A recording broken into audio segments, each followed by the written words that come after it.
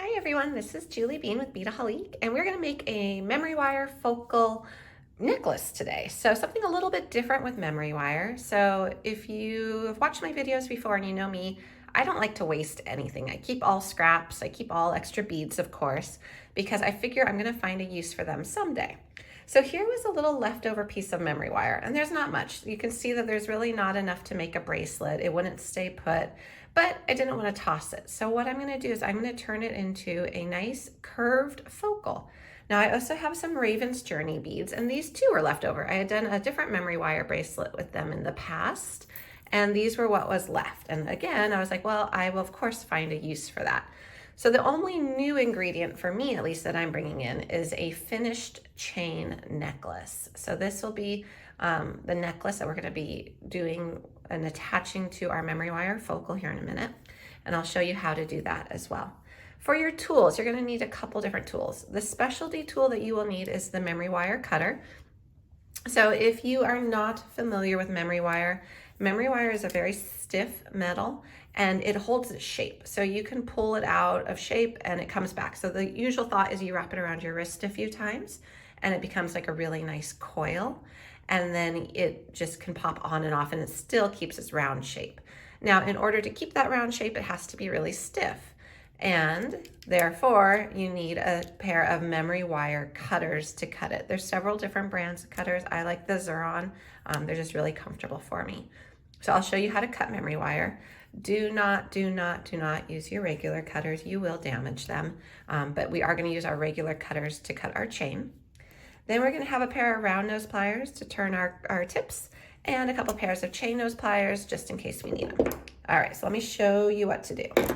First off, my very favorite trick in jewelry making, almost my favorite, I have a couple, is to take a finished chain necklace that of course already has the clasp attached.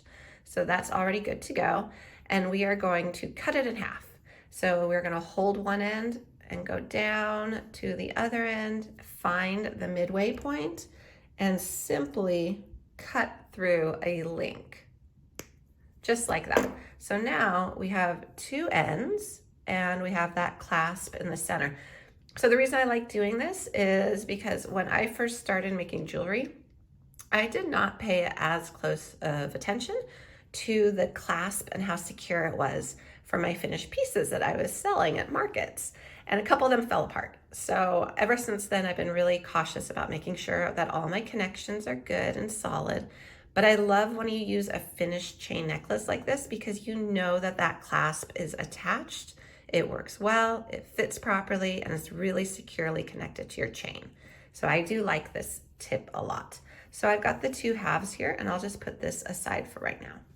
Then we're gonna pull down our beads. You can use any beads you wanna use that would fit onto regular memory wire. So a lot of different choices in terms of your beads.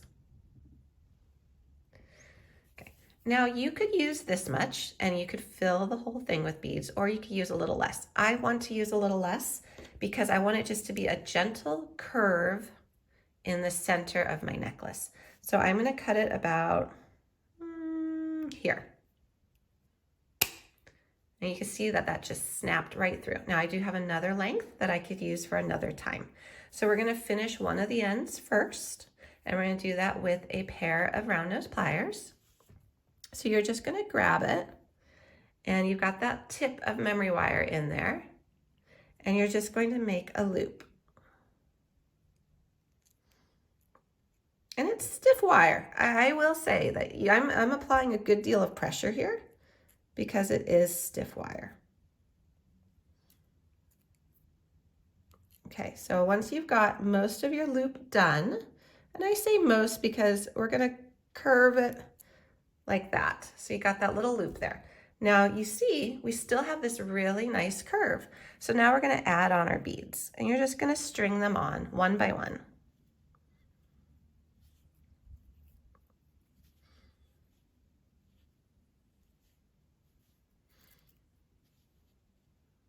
And again, use your favorite beads, use your bead soup mix that you have leftovers with, use whatever beads that you want on here. And you're just gonna keep stringing them until you have, let's see, I tend to cut it short myself. So what I'm going to do is I'm going to make sure I leave enough.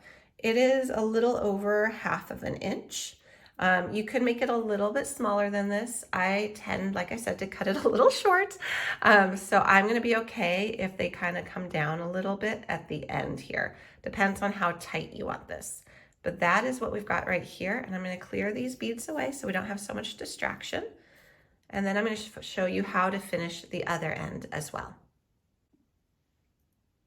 Okay, so to finish this end, same process.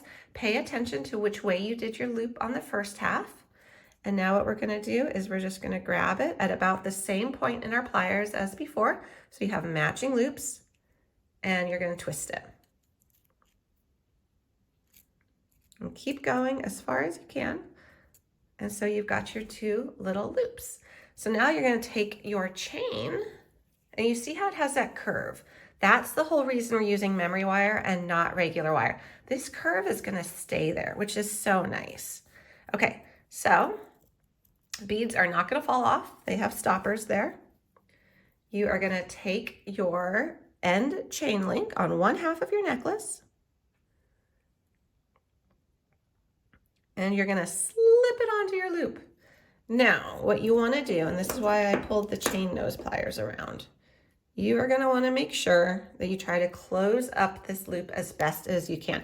And I say as best as you can because this is memory wire and it's super stiff. Okay, so we've got that end done. Now you just lay this on your table and you go to the other end and you do the exact same thing.